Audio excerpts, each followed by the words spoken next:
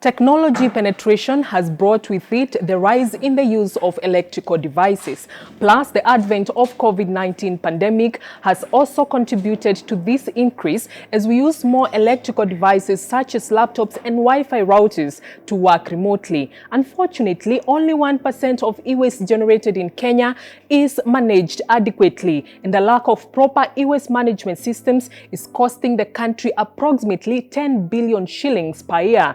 It is with this in mind that in today's episode of Circular Economy Trailblazers, we talk to We Center in a need to create awareness on how best we can dispose of our old and spoiled electrical and electronic devices. We Center is an NEMA licensed facility among the largest, actually the largest in Kenya and among the largest in Africa to manage electronic waste. We do sensitization on e-waste, sensitizing the community on e-waste management and safe disposal of the electronic materials. According to the US Global Monitor 2020 report, it indicates that Kenya generated 51.3 metric tons of e-waste in the year 2019. And from the data that we have, it shows that only 1% of this e-waste is processed or recycled formally. The remaining 99% goes to the dump sites, pollutes the environment, pollute water, pollute soil, and pollute the air. These particular electronics are made with heavy metals.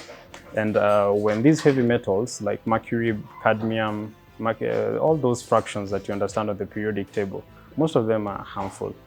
And most of them are involved in developing or designing or manufacturing of these particular electronic equipment. US pollution is not something that you get exposed to today and you feel unwell and you show signs and symptoms. It is exposure over a given period of time. It could be pollution through the food chain. You go to your supermarket to buy very nice green spinach or vegetables. But now you see this vegetable is coming from soil that is polluted, has taken up the heavy metals. You eat it, and over a period of time, you could exhibit certain signs and symptoms of serious diseases. We normally sensitize the community on electronic waste.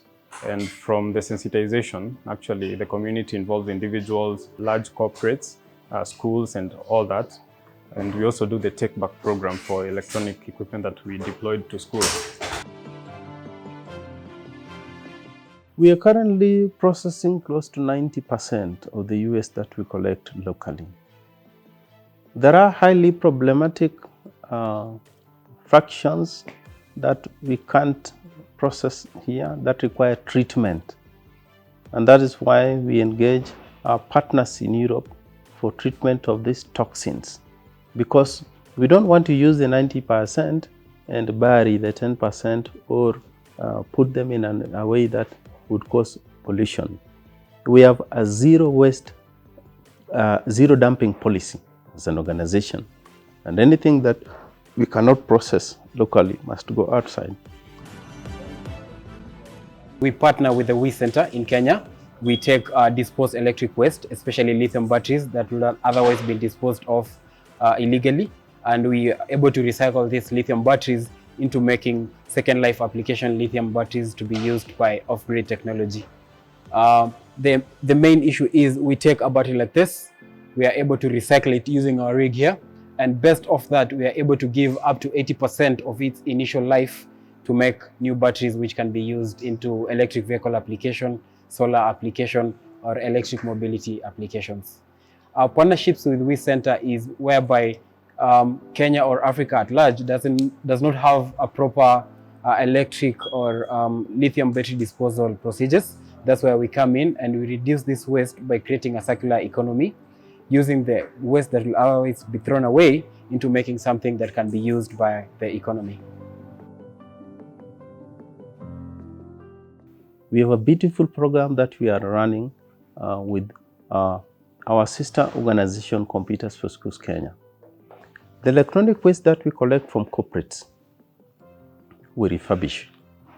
And going by the directive given by the disposers, if you want to donate your electronic waste, something that could still be reused, we bring them, they're taken to our bigger workshop for testing to check if they meet the minimum required standards for devices to be reused.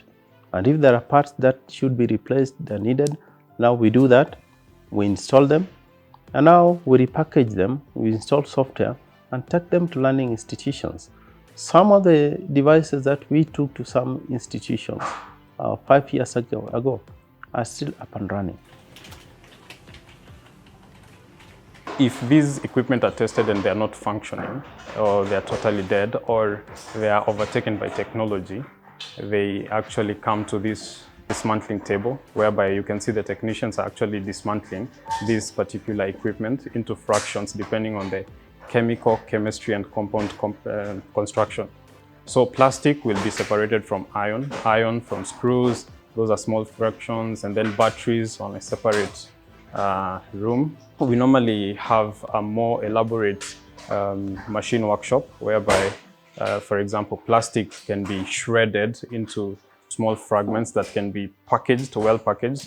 We work closely with partners who actually come and take these particular fractions and remold them into reusables, like doors, the poles that when you're coming in, you saw the poles. Those are purely made of plastic. We have a challenge of the producers for electronic waste.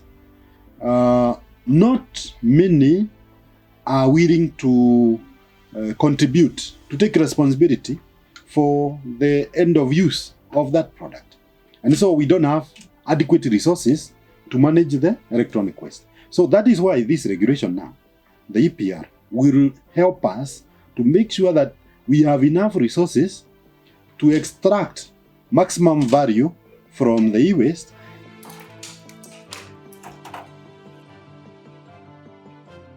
So far, we have created over 5,000 jobs over the years since inception, and the potential is still huge and big.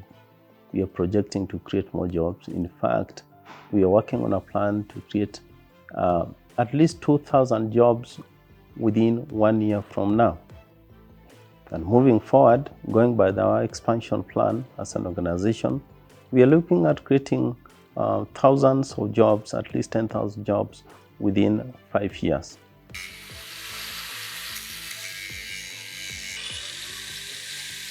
So I get an opportunity through WeCenter to train people in Madagascar last year.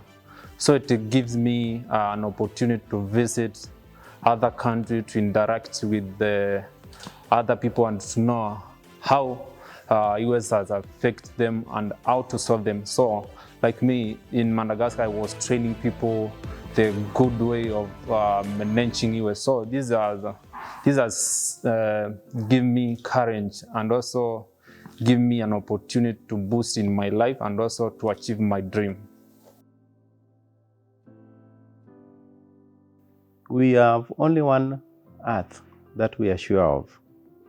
Others are still being explored to see if they could accommodate human beings. But the one that we have, we need to live in it very well and also make sure that it is good enough to accommodate even 100th generation from us. Now, if we continue with this pollution, we may not even be able to enjoy it fully to the time we'll be exiting. And we are going to live a highly polluted environment that may not accommodate life in future.